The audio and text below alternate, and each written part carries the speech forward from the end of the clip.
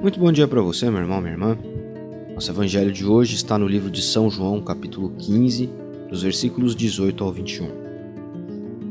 Naquele tempo, Jesus disse aos seus discípulos: Se o mundo odeia vocês, saibam que primeiro odiou a mim.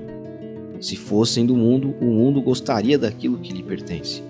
Mas vocês não são do mundo, porque eu os escolhi e eu os apartei do mundo.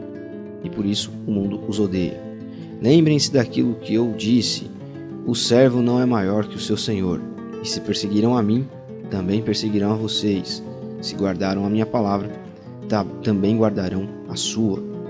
Tudo isso eles farão contra vocês, por causa do meu nome, porque não conhecem aquele que me enviou. É interessante porque quando nós optamos por seguir o Evangelho, ou por nos tornarmos cristãos, para dizer assim uma linguagem mais usual e um tanto religiosa até, nós optamos por um caminho de maneira automática. Fazer uma opção por Cristo é fazer a opção pela vereda de Jesus. Se optar por Evangelho é optar pelo caminho que Jesus fez. Então, se queremos ser os seus seguidores, não há outra opção a não ser aquela que ele traçou. Bom, uma das consequências disso é muito conhecida, é o ódio. O ódio que o mundo nutre a partir daquele que governa as ações deste mundo. Nós sabemos ser o poder do mal, o diabo, enfim. O ódio ao cristianismo, o ódio à igreja de Jesus. E muitas são as formas desse ódio se manifestar. Nós vivemos um tempo, por exemplo, em que a empatia, o amor, a tolerância são todos valores pregados por qualquer um. Então, se você quer chegar num lugar e ser bem visto, basta você fazer um discurso de defesa das minorias ou de contra o preconceito, enfim. Como cristãos, inclusive, esse discurso não pode ser estranho a nós. De fato, nós devemos olhar para as pessoas todas como um ser humano, como alguém, como um indivíduo amado por Deus. E, portanto, dissociar a pessoa dos seus atos, dissociar a pessoa daquilo que ela faz, e para nós pode parecer um erro, pode parecer algo grotesco, pode parecer algo assim inimaginável. Porque como cristãos nós entendemos que as falhas, os pecados, os erros, eles de igual maneira desagradam a Deus, independente de tocarem mais na nossa sensação ou não. Bom, mas também é verdade que neste tempo em que vivemos, existe sim um sentimento anticristão muito grande. Nós temos dois tipos de manifestação do sentimento anticristão.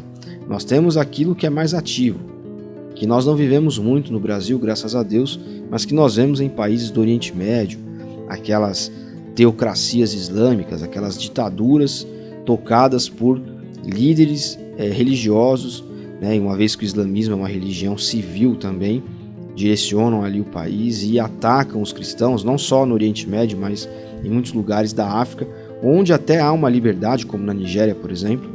Você tem células islâmicas que perseguem grupos cristãos e cometem barbaridades.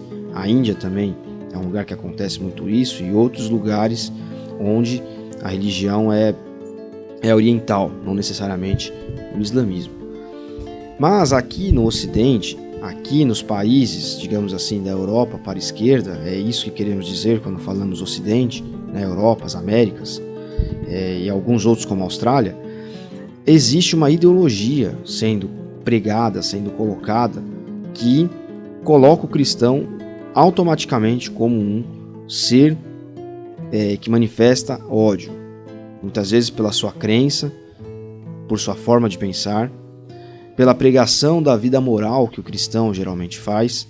Ele já é tido como um preconceituoso. Então, nós podemos dizer que na nossa época é bonito e é vistoso ao discurso contra o preconceito, mas que as mesmas pessoas que propagam esse discurso muitas vezes, que defendem a empatia, têm dentro de si um preconceito, já uma ideia pré-estabelecida a respeito da igreja. E isso nós sabemos que é o poder do diabo, que cega, que cauteriza, que coloca comichão nos ouvidos, na mente, nos olhos das pessoas. Então, que nós estejamos, a partir desse evangelho, preparados, não só para enfrentar a perseguição, para ouvir as pessoas muitas vezes falarem coisas que vão nos machucar, que vão nos revoltar, mas que nós possamos buscar o preparo necessário para enfrentar esse tipo de situação. E você pode buscar o preparo através de livros, e não estou me referindo apenas à Bíblia e nem apenas a livros cristãos. Você pode buscar em um pastor ou uma liderança da sua confiança argumentos, textos, livros, vídeos que possam ajudar você a entender como enfrentar a perseguição da sua época. Pode não ser uma perseguição com as armas, mas é uma perseguição com as ideias, o que é pior ainda.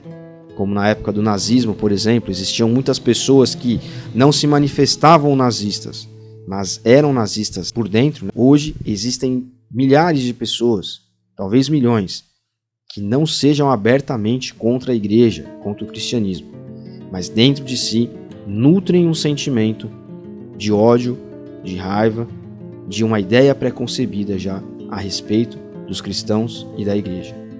Então, que nós busquemos nos preparar de todas as maneiras possíveis para isso. Deus abençoe você. Até amanhã.